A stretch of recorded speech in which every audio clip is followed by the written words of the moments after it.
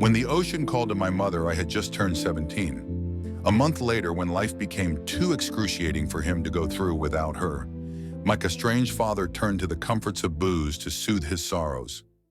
I thought our relationship couldn't get worse.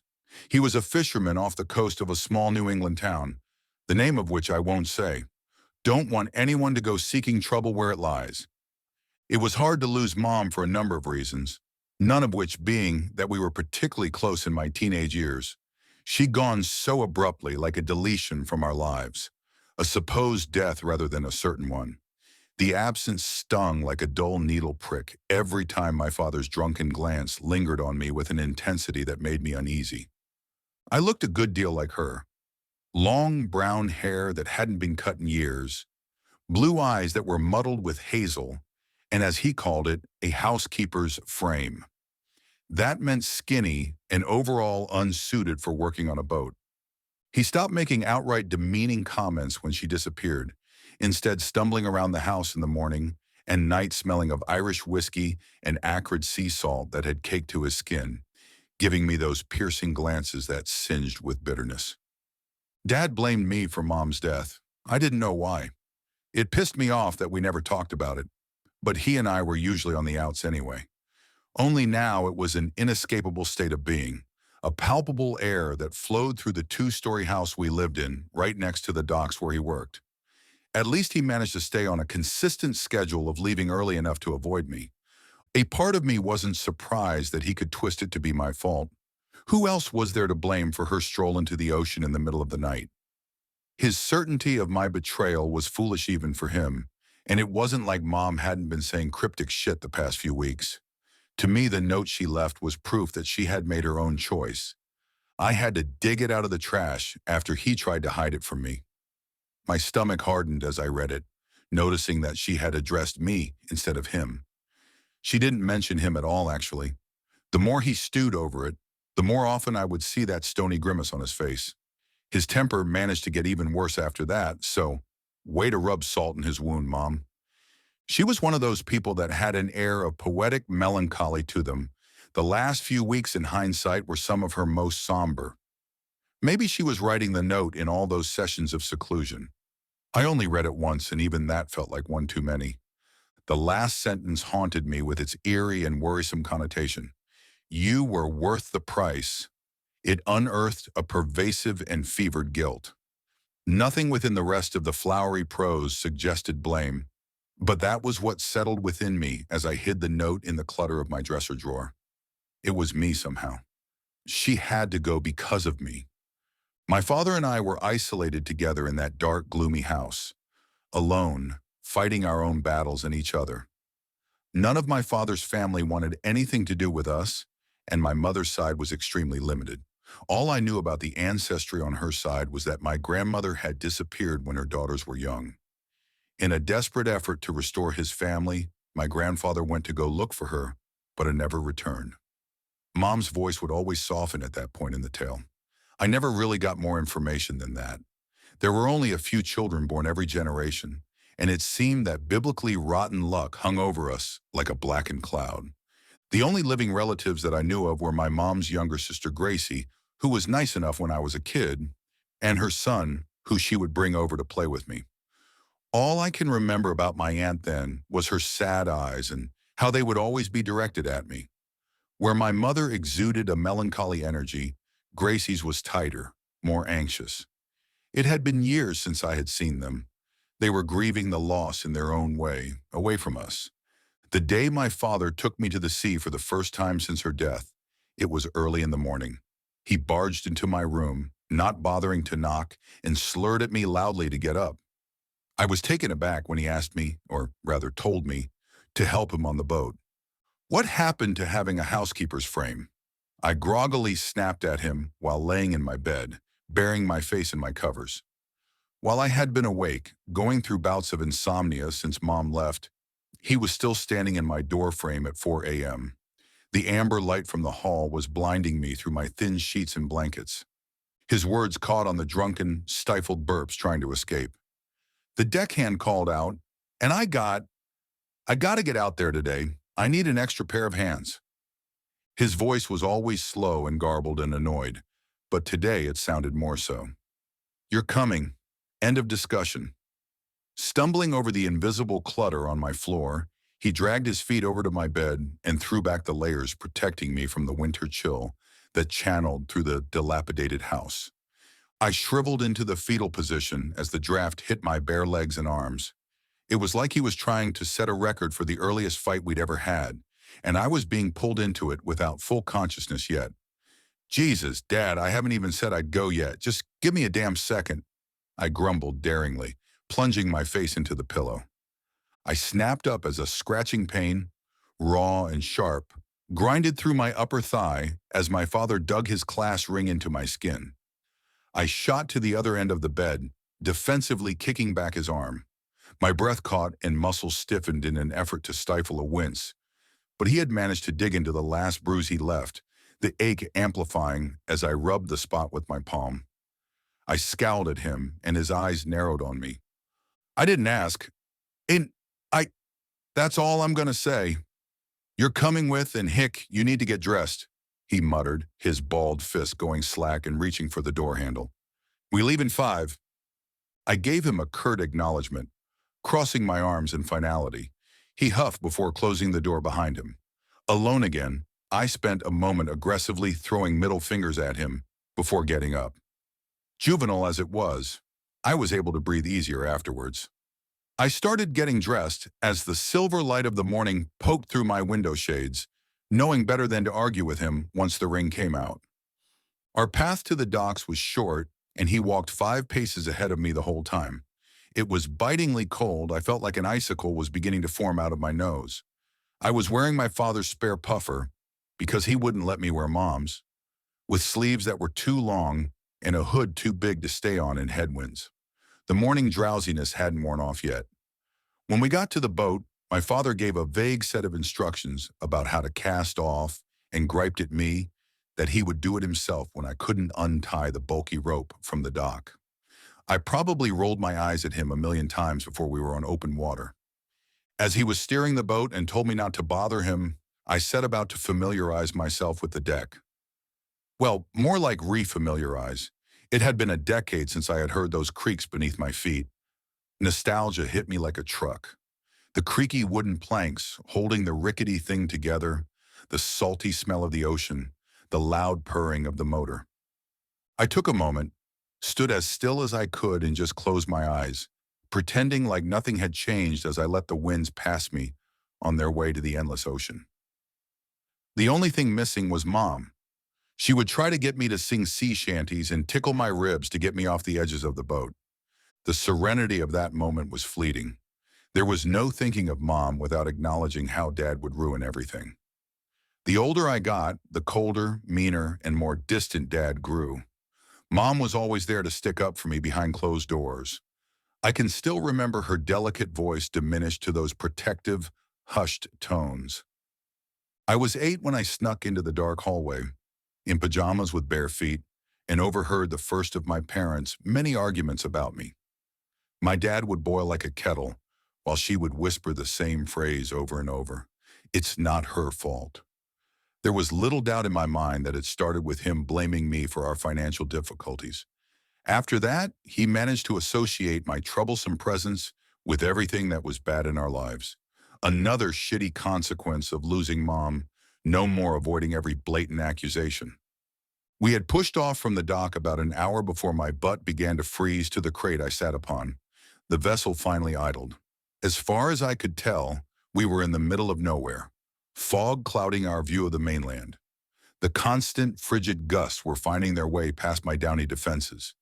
I shivered intensely, my puffer dancing around me.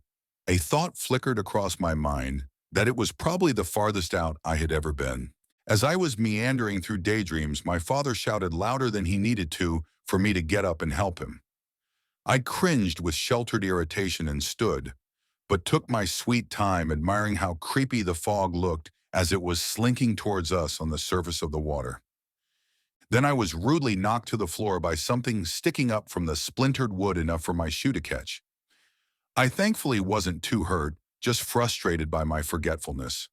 That warped, rusty nail had been there since I was a kid, and I had a seemingly unavoidable fate of tripping over it. I think Dad not so secretly enjoyed seeing me fall on my face. That was why he had never bothered to pull it up. Andromeda! His voice was like the growling of a bear. I got off the deck. Andie, Dad, it's Andie, I nagged quietly back at him. He would tell me he only used my full name when he needed to get my attention, which was always because I had an annoying tendency to zone out. No surprise to say that it made my ears bleed, my least favorite name in the world. He had me watch the lobster traps as they were lowered into the water, making sure nothing went awry. They bubbled on the surface and sank down until they were obscured from view. After a moment or two, I heard the rope snap taut. I turned to give Dad a thumbs up, but his back was facing me in a severe hunch. I shrugged and turned back to the murk below. If I had actually cared, I might have noticed then that his shoulders were shaking. Though I'll never know for sure, it could have been either tears or barely contained rage, or both. For him, strong emotions flowed out there as easily as seafoam. I quickly grew bored of the scenery, as gazing on the horizon left me with almost nothing to look at. It was like the gloom had wrapped us in a blanket, a frustrating comparison to make as I remembered the nice, warm bed I had been dragged out of to spend precious sleeping time in a barren, cold and wet wasteland. That reminded me I had forgotten to ask why, so I posed the question as he came out of the cabin. So why did Arlo call out? Did he have another doctor's appointment this morning? Looking barely recovered, he shook his head. Said he was moving. He sniffed loudly and spit off the side. My eyebrows perked up. He quit? I got a silent answer. No wonder he was in an especially foul mood.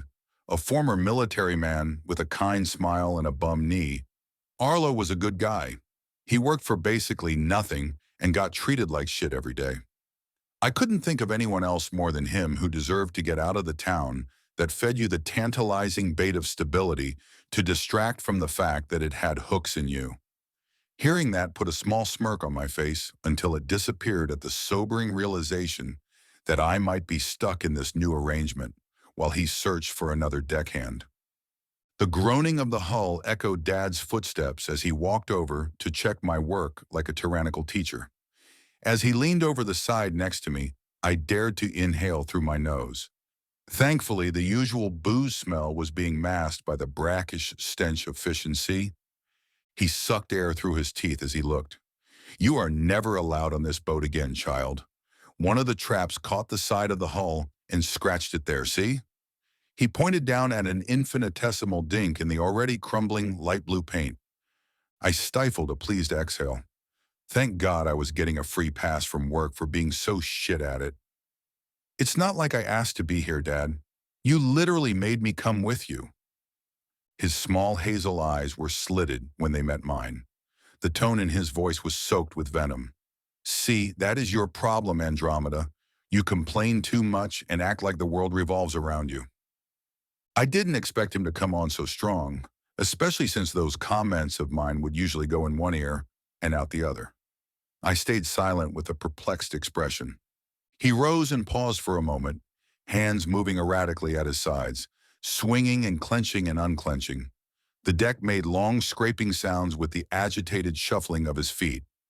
After his show of mental stuttering, finally he managed out words to wither me. You will never be even half the woman your mother was? I spent a full minute looking at him for where he found the gall, then blistered, my pale face blooming with red. I didn't even care about what he meant at this point. I was freezing, I was tired, and I was stuck on a stupid fishing boat in the middle of the ocean with the person that despised me most in the world. All I wanted to do was hurt him. I can't believe she married someone as awful as you, I seethed. I can't believe she had a child as horrible as you, he retorted. He made it so easy to want to strangle him. Rare, salty tears pinched at the sides of my eyes. Well, I didn't get that from Mom. There was a pause in the argument. We could have left it at that, though I don't think it would have changed the events that came after. But for once, the bruise he'd given me wasn't from the ring. I decided to add one final twist of the knife. You probably drove her off, asshole. Those icy words set my dad off like grand finale firecrackers. No, you did! His anger rocketed off the water and reverberated in all directions. I'd struck a raw nerve. Sudden surprise had forced one of my feet to retreat from him. The silence to follow was lethal. I felt angry tears welling up more and said nothing else. Just walked towards the bow and put my elbows on the point of the wooden railing. He was breathing hard, his bright red face beaded with sweat. And you've brought this on yourself, he said in a trembling voice with ominous finality. Even though I was finished listening to him, my skin prickled in a feeling distinct from the chill of winter. Brought what on myself, I thought? Being on a boat with my clinically insane father who hates me? His mental breakdown into insanity was an event I had been waiting for, so I could throw his ass in an institution. Then the fog began to swirl a ways off the bow. I turned my attention there and squinted. There was a shape wriggling in the distance, looking like one of those inflatable car dealership things at first, then jaggedly twitching, interrupting the thickened mist around it. What is that? I questioned aloud, a cloud swirling on my breath. Thinking it was someone on a dingy signaling for help or something, I half turned back to my dad to make sure he saw it too. I had to do a double take when I saw how pale his face had become. I watched a thick gulp ripple over his Adam's apple as he stared out at it without blinking. An ugly, irksome feeling weighed on me as I watched a harrowing smile slowly carve its way through his prominent age lines. I thought I heard him say that he couldn't believe it before I flinched at the loud and painful clapping of his hands onto my shoulders. An uncomfortable, plucky laugh escaped him. "Don't move," he whispered. "Let it come to us." It was a redundant request. His grip was like iron. My mind swam with confusion and curiosity. Whatever it was past where I could see clearly. As if to emphasize the building terror, a baleful, deep rumbling tore my concentration from the horizon to the apparent underside of the boat. My stomach pitched as the wood beneath my feet began vibrating. I wobbled like I was standing in the middle of a seesaw. My knuckles were white as I gripped the wooden rail and peered over the lip of the boat to see the inky water bubbling like a rolling boil. For a moment, I tried to convince myself that the wind blowing against me was just my sheets tangling around me as I dreamt, that I was stuck in some surreal nightmare, and that there wasn't something moving down there. Something big. "Take her! Just take her!" My father's voice in my ear was like the snap of a rubber band to the skin, painful and alarming.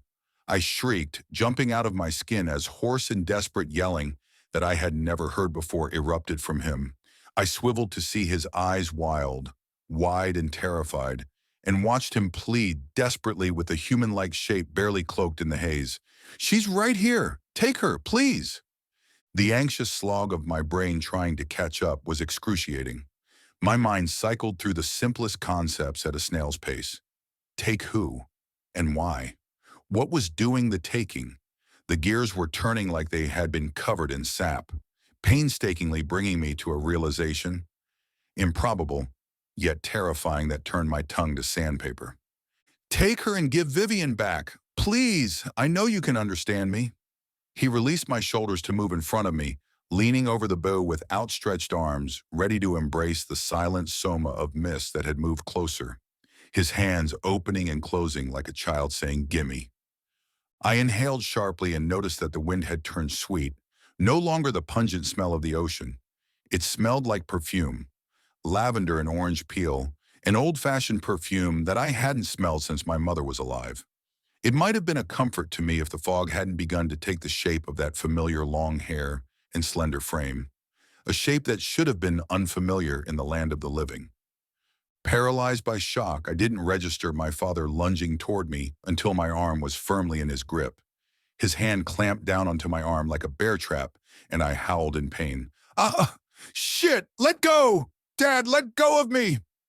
He began pulling me towards it, unable to hear me over his own madness. My feet scrambled uselessly against the brute force. He had squeezed so tight that I couldn't even pull my arm out of the puffer sleeve. Dad wailed again, vocal cords straining. Take her! Take her! Let go! I was nowhere near strong enough to stop him as he pinned me against the point of the bow with his full weight, my other hand still fruitlessly clawing at his calloused one. I was trying to get control of my breathing, probably babbling at him to stop as I tried freeing myself. As if in a trance, Dad was wearing this dreamy expression on his face, his eyes rising to meet the thing that had now fully approached the boat. My eyes averted, I nearly choked on my breath as I heard a name come out of my father's mouth in greeting. Vivian. The sea quieted. His hand forgetfully slipped from my arm. I took the opportunity to wriggle away from him and the bow, daring only to face the scene once I was out of reach. No words are truly fit to describe the feeling that overtook me as I saw my father and mother in front of me, one hypnotized and hopeless to recognize the grotesquerie of the other. Where I had expected to see my mother parting the gloom like wiping condensation from a mirror, I was sorely mistaken. I shuddered, taking in her deformed figure, the body too tall, limbs too skinny. It was a glistening skeleton covered in clothing so tattered it might as well have been naked. The bones were brown and black, covered in drooping, decomposing flesh, repulsively intertwined with sea life that had made a home in her. I saw the slow-moving, pale tendrils wrapped around her wrists, ankles, pelvis, and head. I wish I could tear that memory out of my head, banish it forever from the darkness of my closed eyes. The image of thick, scaly, pulsing tentacles wrapped around that skeleton, puppeting her. My dad shouted to the thing that was manipulating his human doll. "Her for Andromeda! I brought you what you want, so give my wife back to me." There was no response, so he continued as I backed further away with light footsteps. I was so scared I could have swam home on pure adrenaline. "You ruined her life.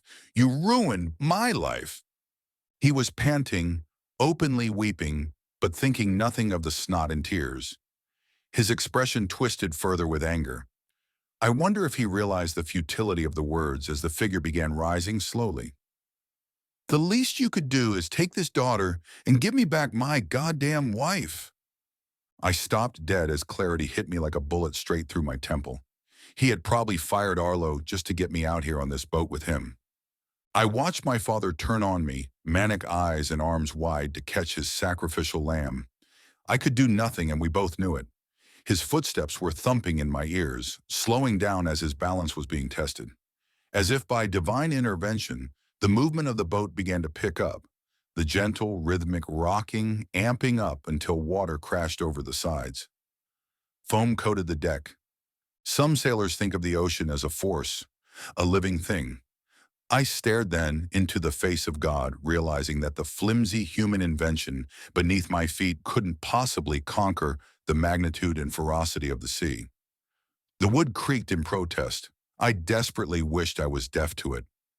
We were both thrown off guard as the boat listed. My soul snapped back from its heavenly communion as the bow tipped forward. I was thrown harshly to the deck, and my father grunted with effort as he stumbled, but managed to stay standing. The wave below broke, showering the two of us with a freezing deluge and soaking the deck. It seeped through my skin and froze my blood to ice. As I felt the boat rock back, I knew I had an advantage. Where I had 4 limbs to stabilize me, Dad only had 2. His share in our biblical bad luck. Thrown off by the warring waves and the icy water, he staggered around the deck with legs shaking like a newborn foal until his back met the lip of the bow. The name Vivian upon his lips, his gaze filled with horror and betrayal as he tipped over the edge backwards and fell out of view. I heard a muted splash as his body hit the waves. An unearthly moan was dragged from the pit of my stomach. The uproar of the waves immediately calmed. Regaining my footing, I scampered to the edge to see if I could pull him back into the boat. "Dad! Dad!" I shouted for him. My voice wavered with each unanswered call. The rumbling and the slapping of the waves on the wooden fishing boat answered in his absence. My eyes searched the dark waves, but it was useless. He had been swallowed by the black of the ocean. The smell had become even stronger with flowery perfume. It was so sickeningly sweet, I clapped my hand over my mouth to stifle a gag. The bubbling from before changed to a rushing. I could feel whatever was moving under the boat now, caressing the hull with its uneven skin. It was like when you're wearing a coat so big that the sensations of touch are muted, but still very much there. My brain felt like it was dripping with slime as that intimate feeling moved through the wood, under my feet, and up my legs to my spine. I backed away from the bow, and my eyes met the skeleton, the visitor we had forgotten in the midst of the chaos. Its head tilted ever so slightly to the side. "Mom?" The question was ripped from the back of my throat. Maybe some involuntary disbelief that this thing was anything but otherworldly punishment. My body was clammy and hot, even as the wind off of the waves felt like shards of ice tearing at my clothes. She was hovering a foot above the water, bones sliding against each other with disgusting scrapes. The jaw wetly cracked open with the movement of the tentacle. Then it used her voice. Her voice. "Andie, honey," it cooed, the sound not originating from her throat. "What's wrong?" The innocent tone took me from the scene marred by the unsightly mimicry of her to when I would toddle around her as she made my lunch in the kitchen. Soft, cool hands brushing my downy hair from my forehead to place a delicate kiss. My face was sliced with the warmth of falling tears. I stared into the sockets in her skull, rimmed with sea-stained barnacles where her blue eyes used to be, and felt a sorrowful tug in my gut. My knees were shaking as I gazed out at a haunting replica of my dead mom. "Andie," she repeated over and over. My feet dragged forward as if possessed. Inches were unwittingly turning to feet. I knew even as I was shuffling towards her that I would follow my father in his fate if I didn't stop. But I couldn't. Literally, it had me. And tragically, some guilt-ridden, melancholic piece of me wanted to keep going. Her voice garbled and warped around my name. Still my mother, but as if something was attempting to crawl out of her throat as she spoke it. Then I was falling. My stomach lagged for a moment before it plummeted forward with the rest of me. Something had snagged the bottom of my too long jeans at the right cuff. I tumbled to the ground, bruising my knees, elbows, and jaw pretty badly. My body landed with a thud. If I wasn't so afraid, I might have realized what had happened. That stupid nail on the floor that I nearly killed myself on earlier, the one my father never cared to rip out of the waterlogged wood beneath our feet, had tripped me again. I don't think my body was functioning anyway, but I resolved to not get up. The last 5 minutes alone were enough to knock me out cold from sheer emotional exhaustion. Instead, I looked out of the eye that wasn't squished against the floor and stared at the blue paint chipping off the port side. There was silence. Not even the skeleton thought it necessary to keep talking. Then something big enough to cast a dim shadow over the entire boat rose out of the water. I thought for a moment that my eyes were playing tricks on me. There was a gloomy iridescence to its massive shape, like if the light caught it a certain way it would be transparent. I laid horrified and still as a statue as it rose out of the waves for an eternity.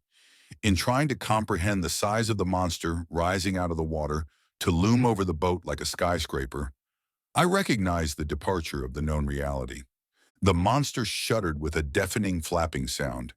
It must have been where the rumbling was coming from, only now a muffled above water. I looked at it in my periphery, the only angle I had, and was met with this ancient-looking reptilian creature, almost like a sea snake. My breath was stolen as it dipped its head to lean further over above me. Its slitted eyes were a haunting, pale cream color. One length of me could fit between them with room to spare. It was bigger than any living thing I could ever imagine, more like looking into the oppressive eyes of an ancient god than a real creature. And the smell, a miasma of rot and ocean sewage and old blood, filled my nose and made my eyes water. It was directly above me when it started heaving from the pit of whatever digestive system it had. I was in hell. It was a disgusting, reverberating, squelching noise that made me want to follow suit. After what seemed like an eternity of retching, I felt the threatening presence draw nearer until its labored breaths were blowing my hair and clothes flat. It warmed me against the freezing wind with heavy and putrid air from its cavernous mouth that gusted in and out. Just when I thought it couldn't get any more nightmarish, some kind of undigested substance began dotting the deck around my feet. I let out a silent whine as it continued to drip along my body, hot sludge hitting and cascading down my legs and back. Fat splotches of something goopy and red. The stench was overbearing. I clamped my mouth shut as a glob landed on my arm. The crimson ooze was rancid, fresh flesh coated in a slimy stomach acid. I vowed in that moment to burn my clothes if I lived through it. I strained to see what it would do next with tears clouding my vision. Its mouth was agape, its teeth needle-thin, and each one the length of a bus, smeared with black grime. I couldn't tear my eyes away from the black hole of its throat. I waited for the end, the snap of its jaws on my body, that inescapable darkness closing around me. My body tensed in surprise as I heard something metal drop a few inches from my face. My gaze slid toward the small golden object glittering with mucus and putrescence. My father's ring. All I could think about was how he would hate to see it so dirty. I zoned back into its movements right as I was affronted by a massive forked black tongue dropping directly on top of me. I was so shocked that I screamed, finding the strength to curl in on myself, but it was drowned out by the whooshing of the tongue scooping back the air into its mouth. In and out, over and over, just barely grazing the top of my clothes and hair. It did this all over my body, and while I was thankful not to be immediately dead, it was like going through the world's most terrifying security scanner. A soul-chilling sound like a slow, throaty laugh echoing through a cavern vibrated the air around me. I flinched, awaiting the agonizingly drawn-out end, when I felt the whoosh of the monster's head recoiling. I sat up. Our eyes met as its head disappeared, the waves silently enveloping it. Neither one of us blinked. I waited, holding my breath until the rumbling sound dissipated for the last time.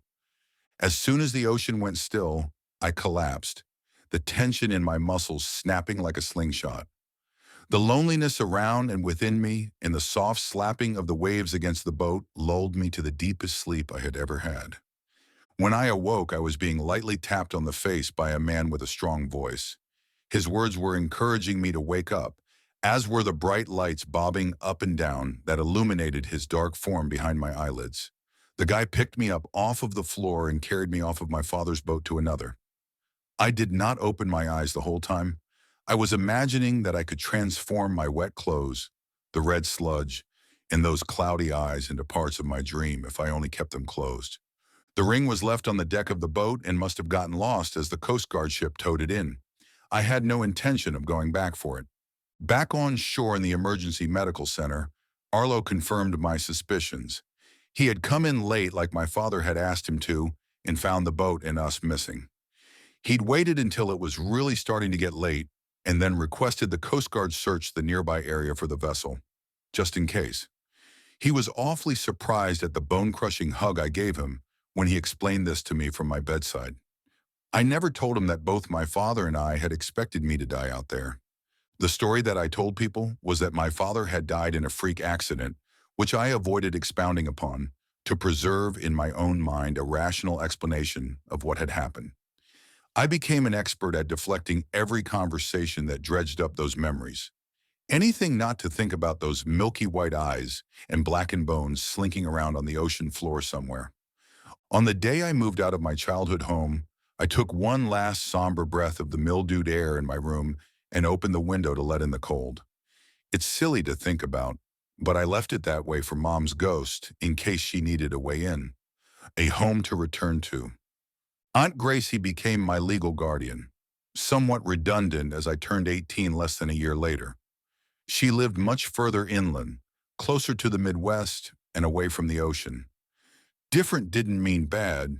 It was a climate unlike anything I'd ever experienced. I went outside every morning dreading to smell salt water and being soothed by the dry wind like a hand caressing my face. Gracie and I bonded over the loss we experienced, which led to my choice to attend college close to her. I still visit her and my cousin when I get the time. Many years later, I have very little to do in between nursing a newborn and waiting for the next crying fit he has.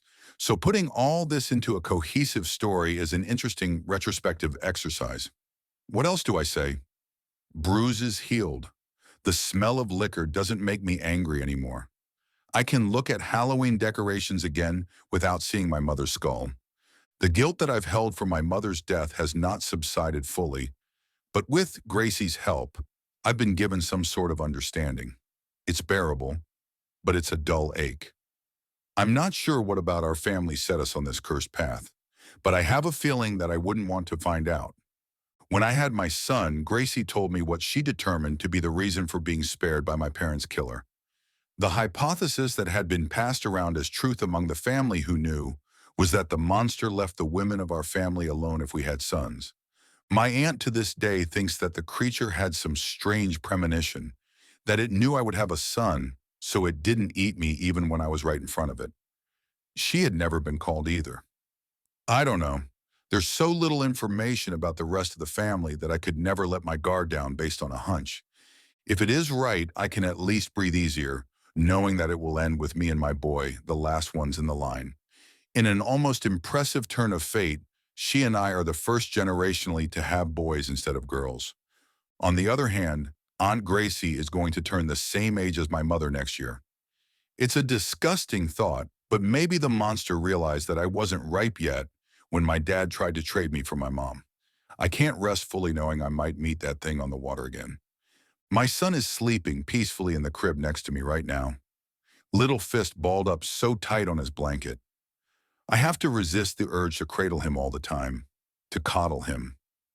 The bad thoughts seem to fade away when he's near.